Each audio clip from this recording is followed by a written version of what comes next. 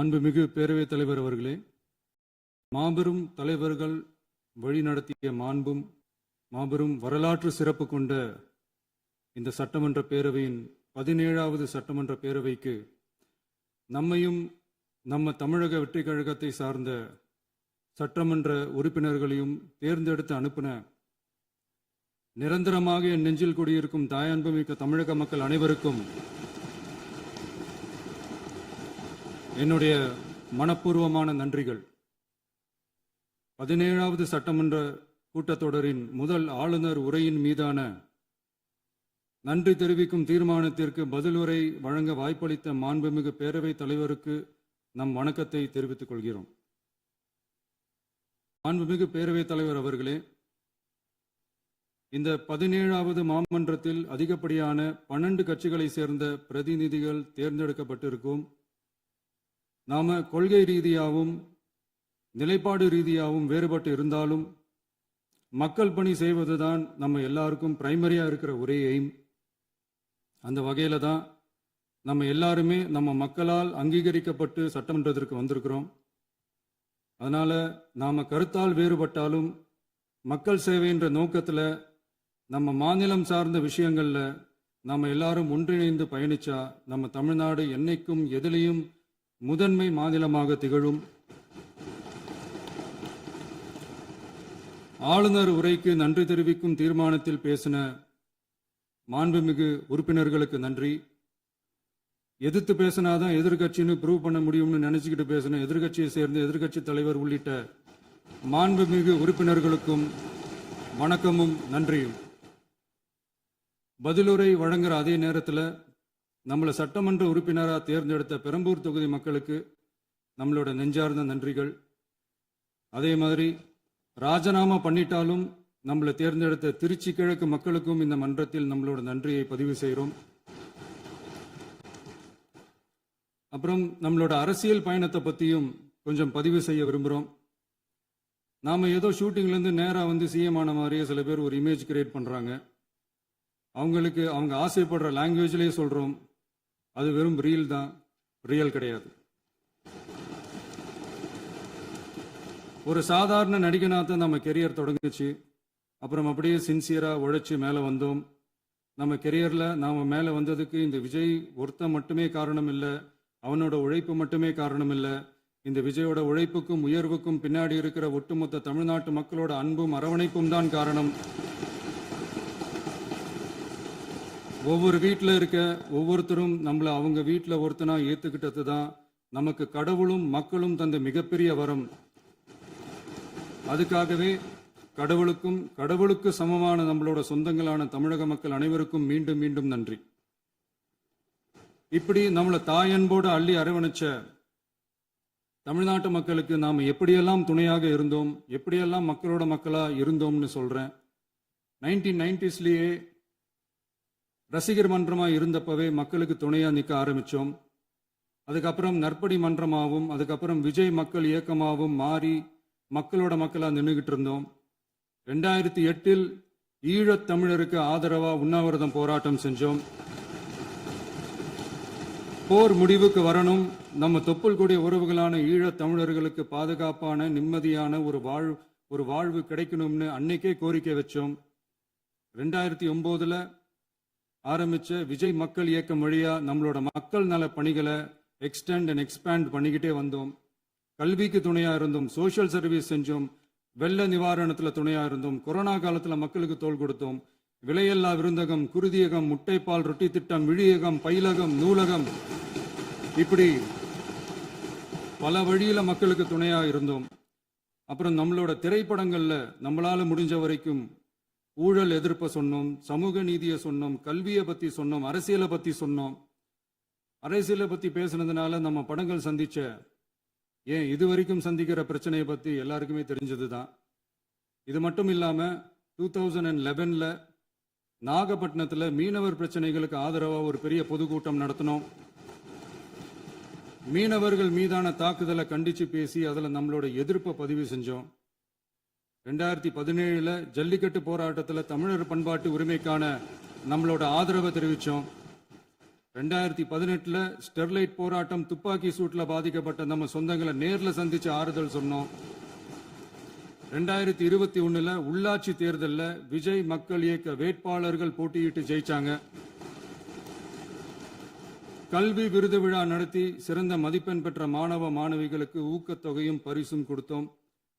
2024 தமிழக வெற்றி கழகத்தை ஆரம்பிச்ச உடனேயே CAA-வை எதிர்த்து அறிக்கை விட்டோம்.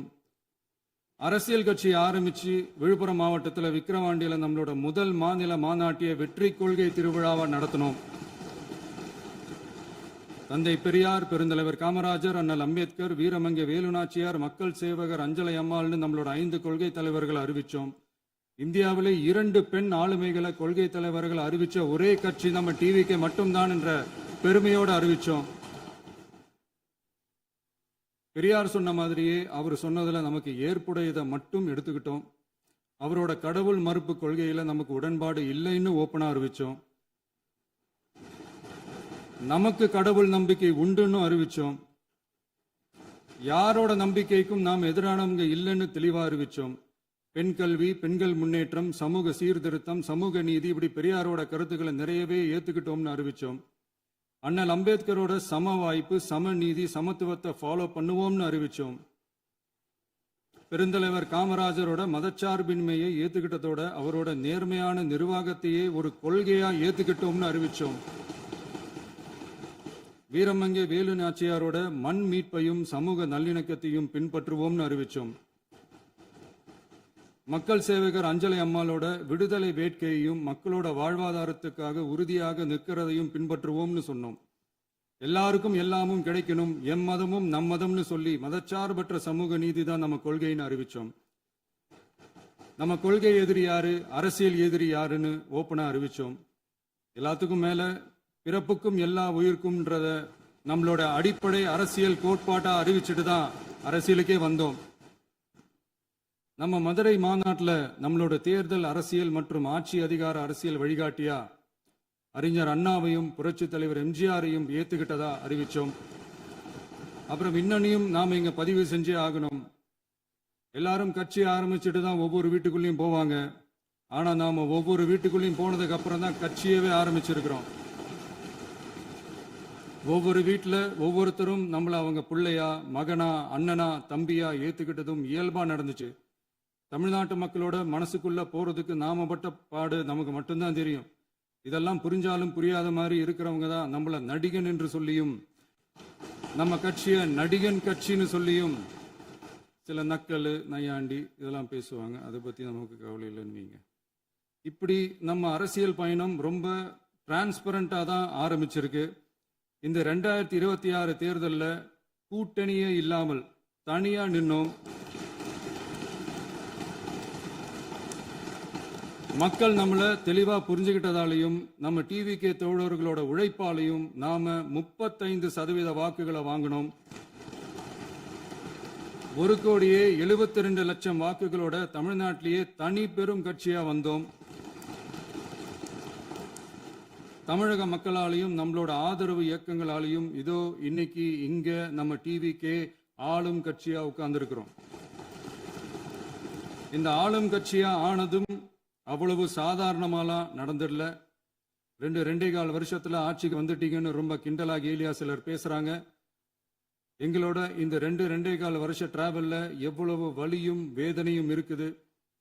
நம்மளோட மக்கள் சந்திப்புக்கே அவ்வளவு இடையூறு, அவ்வளவு தடைகள், ஊர் உலகத்துல யாருக்கும் இல்லாத ஒன்னா நமக்கு மட்டுமேன்னு தனியா ஸ்பெஷலா எக்ஸ்க்ளூசிவா நிறைய நிபந்தனைகள், நெருக்கடிகள், கட்டுப்பாடுகள், நம்மளை சந்திக்க வர்ற மக்களுக்கு சரியான பாதுகாப்பு இல்லாம, நம்ம கூட்ட நிகழ்ச்சிக்கு போதுமான பாதுகாப்பு இல்லாமன்னு இன்னும் வெளியே சொல்ல முடியாத நிறைய சூழ்ச்சிகள் எல்லாத்தையும் தாண்டி தான் நாம் இந்த இடத்துக்கு வந்திருக்கிறோம்.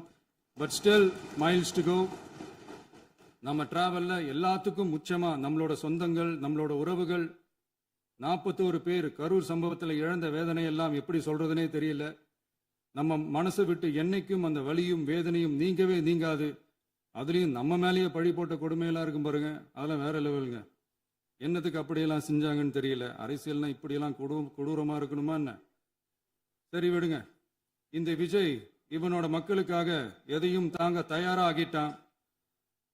இவ்வளவு பெயின்ஃபுல்லான நம்ம பொலிட்டிக்கல் டிராவல்ல நம்மளோட மிகப்பெரிய ஆறுதலும் பலமும் என்ன தெரியுமா? என் நெஞ்சில் குடியிருக்கும் என்னோட தமிழ்நாட்டு மக்களும் என் உயிருக்கு உயிரான என்னோட தோழர்களும் தான். அவங்களோட பலத்தால தான். அன்னைக்கு 1967 முன்னாள் முதல்வர் மாண்புமிகு அறிஞர் அண்ணா அவர்கள் தலைமையில் அமைஞ்ச சாமானியர்களோட ஆட்சி மாதிரி 1977 முன்னாள் முதல்வர் மாண்புமிகு புரட்சி தலைவர் எம்ஜிஆர் அவர்கள் தலைமையில் அமைஞ்ச மிக சாமானியர்களோட ஆட்சி மாதிரி இதோ இன்னைக்கு அதே வரிசையில 2026 சட்டமன்ற தேர்தலில் இந்த விஜயோட தோழர்கள் இடம்பெற்ற ஒரு மிக மிக சாமானியர்களின் ஆட்சி அமைஞ்சிருக்கு. வாகை சூடும் வரலாறு திரும்பி இருக்கிறது. இப்படி ஒரு தீர்ப்பை மக்கள் அளிச்சதுனால தான் தமிழக வரலாற்றில் ஒரு மகத்தான கூட்டணி ஆட்சியை நாம் அமைச்சிருக்கிறோம். இளைஞர்களால என்ன செய்ய முடியும், பெண்களால என்ன செய்ய முடியும்னு கேட்டவங்களுக்கான பதில் தான் இன்னைக்கு அமைஞ்சிருக்கிற நம்ம ஆட்சி. ஒரே ஒரு குடும்பம் மட்டும் முக்கியம்னு சொல்றது நம்மளோட ஆட்சி அதிகார அரசியல் இல்ல. தமிழ்நாட்டில் இருக்கிற ஒவ்வொரு குடும்பமும் முக்கியம்னு சொல்றது தான் நம்ம அரசியல். நம்மளோட ஆட்சி அதிகாரம் அதான் நம்மளோட மனசாட்சி உள்ள மக்கள் ஆட்சி. இந்த 2026 தேர்தலில் யாராலும் உடைக்கவே முடியாதுன்னு சொன்ன மதத்தை உடைச்சோம், சாதியை உடைச்சோம், முக்கியமா காசு கொடுத்து ஓட்டு வாங்குற ஒரு நச்சு கலாச்சாரத்தையே சுக்கு நூறா தூள் தூளா உடைச்சிருந்தோம். நாம கிளீன் கவர்னன்ஸ் அண்ட் குட் கவர்னன்ஸ்ல உறுதியா இருக்கிறோம்.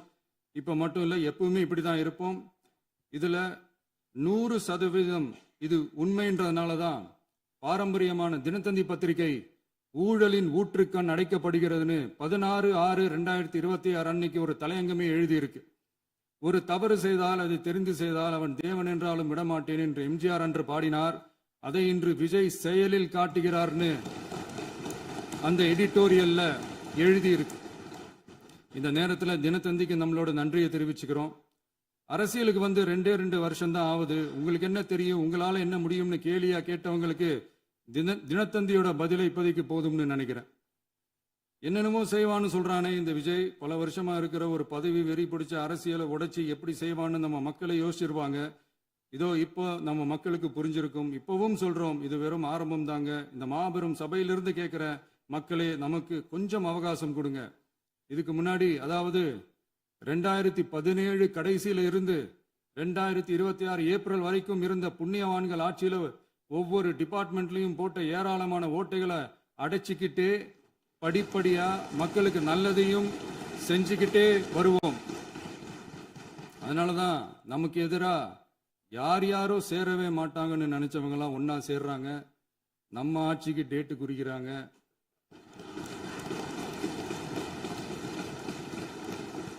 சரி, அவங்கள நம்ம மக்களே பார்த்துப்பாங்க, அது விடுங்க. நாம ஆட்சிக்கு வந்து சரியா 40 நாள் ஆகுது. அதுக்குள்ள என்ன செஞ்சீங்கன்னு கேட்கிறாங்க. ஒரு லிஸ்ட் ஒன்று சொல்றேன் கேளுங்க. பெண்கள் பாதுகாப்புக்காக சிங்கப்பெண் சிறப்பு படை, 200 யூனிட் வரை கட்டணமில்லா மின்சாரம், போதைப் பொருள் ஒழிப்புக்காக தனிப்படை, குறுவை நெல் சாகுபடியை ஊக்குவிப்பதற்காக 134.83 கோடி சிறப்பு தொகுப்பு திட்டம், வழிபாட்டு தலம், ஸ்கூல், பஸ் ஸ்டாண்டுன்னு அதுக்கு பக்கத்தில் இருக்கிற 717 மதுபான கடைகள் மூடப்பட்டன.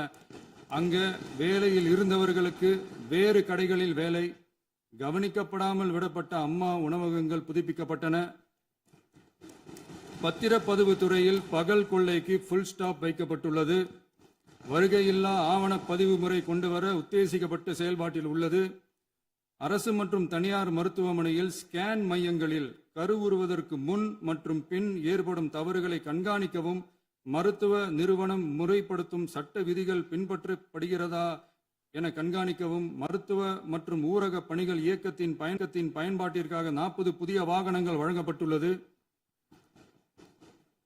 கூட்டுறவு வங்கியின் ஏழை எளிய மக்கள் வாங்கிய கடனுக்கு முதல் முத்தாய்ப்பாக ரூபாய் 2045 கோடி தள்ளுபடி வழங்கி ஆணையிடப்பட்டுள்ளது.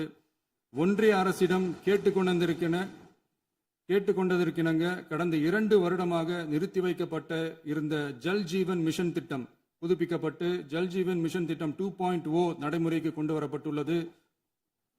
18,500 கோடி அளவில் உறுதியளிக்கப்பட்ட காஞ்சிபுரம் மாவட்டத்தில் மைய விரிவாக்க திட்டம், கோயம்புத்தூரில் மின்னணு பொருட்கள் மற்றும் மின்னணு அமைப்புகள் உற்பத்தி திட்டம், மற்றும் திருவள்ளூர் மாவட்டத்தில் காட்டுப்பள்ளி LNT கப்பல் கட்டும் தளம் விரிவாக்க திட்டத்திற்கு ஒப்பந்தங்கள் போடப்பட்டுள்ளன. அனைத்து நிர்வாக நடவடிக்கைகளும் மின்னணு முறையில் மாற்றம் கொண்டு வர நடவடிக்கை எடுக்கப்பட்டு வருகிறது. சட்டவிரோத கல்குவாரி மற்றும் அனுமதியின்றி கனிமங்களை எடுத்துச் செல்வது தடுக்கப்பட்டுள்ளது. பல்வேறு குவாரிகள் சீல் வைக்கப்பட்டுள்ளன. கனிமங்களை கண்காணிப்பது, எல்லைகளை நிர்ணயிப்பது மற்றும் ஆளில்லா விமானம் மூலம் அளவீடு செய்வது போன்றவற்றை செயல்படுத்துவதற்கான பணிகள் மேற்கொள்ளப்பட்டு வருகின்றன. அனைத்து துறைகளிலும் அலுவலர் தலையீடு இல்லாமல் லஞ்ச லாவண்யமற்ற தமிழகத்தை உருவாக்க அனைத்து நடவடிக்கைகளும் முடுக்கிவிடப்பட்டுள்ளது. இதெல்லாம் சாம்பிள் தான், இன்னும் இருக்கு. இந்த வெறும் 40 நாளுக்குள்ளேயே இவ்வளவு செஞ்சிருக்கோம்னா இனி வர்ற நாட்கள்ல கொஞ்சம் கொஞ்சமா படிப்படியா ஸ்டெடியா உழைச்சி லஞ்சலாவணம் இல்லாத, ஊழல் இல்லாத, பெண்களுக்கு பாதுகாப்பான, சுதந்திரமான, டிரான்ஸ்பரண்டான தமிழ்நாட்டை நம்ம சொந்தங்களான தமிழக மக்களுக்கு தர்றது தான் நம்மளோட ஒன் அண்ட் ஒன்லி டார்கெட். கண்டிப்பா அதை நிறைவேற்றியே காட்டுவோம். 8 கோடி மக்கள் நம்மளோட இருக்கிறப்போ ஏங்க அதை செய்ய முடியாது? மாண்புமிகு பேரவைத் தலைவர் அவர்களே, தமிழ்நாட்டின் கருவூலம் எப்படி திசை மாறி உருமாறி தேய்ந்து ஓய்ந்து கிடைக்கிறதுன்னு சொன்னாங்க. திசை மாறி உருமாறி தேய்ந்து ஓய்ந்துன்னு வசனம் மாதிரி ரைமிங்கா இல்லாம வளமான இலக்கியமா இதே சபையில பேசினவங்களோட திறமையான ஆட்சியில நடந்த நிதி மேலாண்மையை பத்தி வெள்ளை அறிக்கையா வெளியிட்டோம். வெள்ளை அறிக்கை வந்ததிலிருந்தே கண்ணை கட்டுதுங்க. அந்த காலத்துல தான் பிள்ளையோ பிள்ளை, தொல்லையோ தொல்லைன்னு சொன்னாங்க.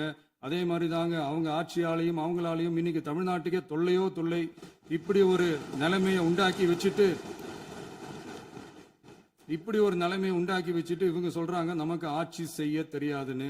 நம்ம அமைச்சர்களுக்கும் நம்ம சட்டமன்ற உறுப்பினர்களுக்கும் ஒன்றும் தெரியாதுன்னு. ஆமாங்க, எங்களுக்கு தெரியாதுதான். எங்க சட்டமன்ற உறுப்பினர்களுக்கும் அமைச்சர்களுக்கும் மக்கள் பணி செய்ய தெரிஞ்ச அளவுக்கு மக்கள் பணத்தை சுருட்ட தெரியாதுதான்.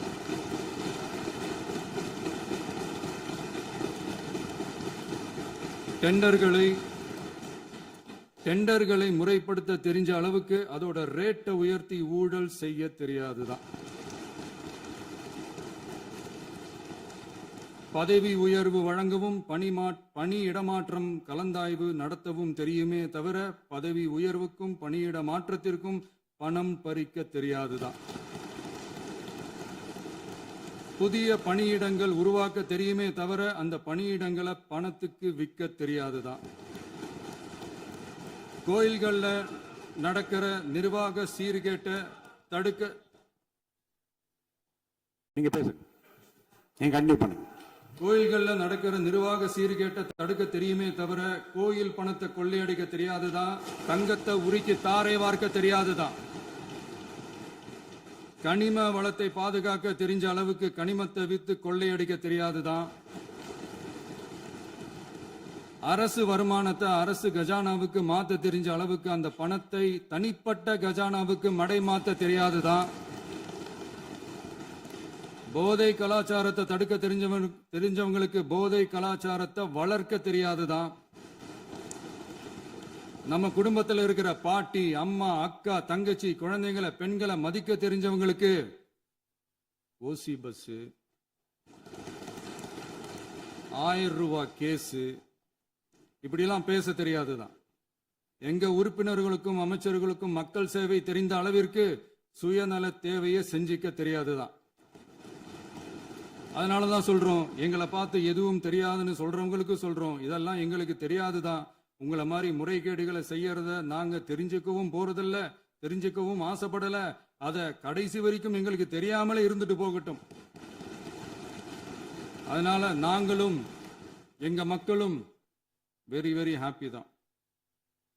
மாண்புமிகு பேரவைத் தலைவர் அவர்களே, எதிர்ப்பவர்கள் எதிர்க்கட்சி என்பதற்காக எங்கள் ஆட்சி மீது 1000 பழி போடலாம். ஆனாலும் தமிழக மக்களுக்கு உண்மையை உணர்த்த வேண்டியது நம்மளோட கடமை. மின்வெட்டை பொறுத்தவரை தமிழ்நாடு மின்மிகை மாநிலமாக இருந்தாலும் கடந்த காலங்களில் ஏற்பட்ட நிர்வாக குளறுபடிகளும் மின்சார சாதனங்கள் மற்றும் மின் மாற்றிகளில் ஏற்படும் பழுதாலும் வேண்டுமென்றே சிலரின் நடவடிக்கைகளாலும் இந்த மின்வெட்டிற்கு காரணமாக உள்ளது. மின் விநியோக மீட்பு நடவடிக்கைகளை ஒருங்கிணைப்பதற்காக எதிர்பாராமல் இரவு நேரங்களில் ஏற்படும் மின் தடங்களை விரைந்து சரி செய்வதில் 10 உயர்மட்ட கண்காணிப்பு குழுக்கள் மற்றும் 125 சிறப்பு மின் தடை நீக்க ரோந்து வாகனங்கள் வழங்கப்பட்டு 24 மணி நேரமும் கண்காணிக்கப்படுகிறது. கூடுதலாக தற்போது 77 புதிய மின் தடை நீக்க மையங்களும் உருவாக்கப்பட்டுள்ளன. விரைவில் இந்த மின்வெட்டு நிலைமை அறவே நீக்கப்படும். மாண்புமிகு பேரவைத் தலைவர் அவர்களே, நம்ம விவசாயிகள் எல்லாரும் நம்மளை நல்லா புரிஞ்சுக்கிட்டு தமிழக வெற்றி கழகத்தை ஏத்துக்கிட்டாலும் எதிர்க்கட்சிகளோட தூண்டுதலால சில இடங்கள்ல சில போராட்டங்கள் நடக்குது. எதிர்க்கட்சிகள் என்னதான் சித்து வேலை செஞ்சாலும் விவசாய பெருமக்கள் எல்லாரும் நம்ம ஆட்சி அவங்களுக்கான ஆட்சி தான் நல்லா புரிஞ்சுதான் வச்சிருக்கிறாங்க. இந்த வருஷம் எல்னினோ விளைவா எப்பவும் இருக்கிறத விட இந்த டைம் மழை குறையுங்கிறதையும் நம்ம விவசாயிகள் உணர்ந்துதான் இருப்பாங்க. இருந்தாலும் நம்ம அரசு நம்ம விவசாயிகளோட வாழ்வாதாரத்துக்காக பக்கபலமாகவும் உறுதியாகவும் துணை நிற்கும்ங்கிறத தெரிவிச்சுக்கிறோம். நம்ம தமிழகத்தில் ஏற்கனவே நடந்த அதி அற்புதமான சூப்பரான நிர்வாக திறன் கொண்ட 50 வருஷ அரசியல் அனுபவம் கொண்ட 2.0, 3.0, 4.0 பல 0.0 மாடல் ஆட்சி நடத்த கனவு கண்டவங்களோட அட்டகாசமான ஆட்சிக்காரங்க பல்வேறு விதமான நிதி நெருக்கடியை நம்ம மக்களுக்கும் நமக்கும் பரிசா கொடுத்துட்டு போய் இருந்தாலும் கூட்டுறவு வங்கிகளின் மூலம் 75,000 வரை பயிர்கடன் பெற்று குறு சிறு இதர பெரு விவசாயிகளுக்கு 100% முழுமையான பயிர்கடன் தள்ளுபடியும் 75,000க்கு மேல் கடன் பெற்றவர்களுக்கு குறைந்தபட்சமாக 35,000 பண பயன் கிடைக்கும் அளவிற்கு மொத்தம் 14,43,504 விவசாயிகளுக்கு ரூபாய் 5,932.23 கோடி பயிர்கடன் தள்ளுபடி வழங்கப்பட்டுள்ளது. மாண்புமிகு பேரவைத் தலைவர் அவர்களே, நாம ஒன்றியத்தில் கூட்டுறவு கூட்டாட்சி, மாநிலத்தில் சுயாட்சி என்ற கொள்கையை கொண்டவங்க தான் ஏற்கனவே அறிவிச்சிருக்கிறோம்.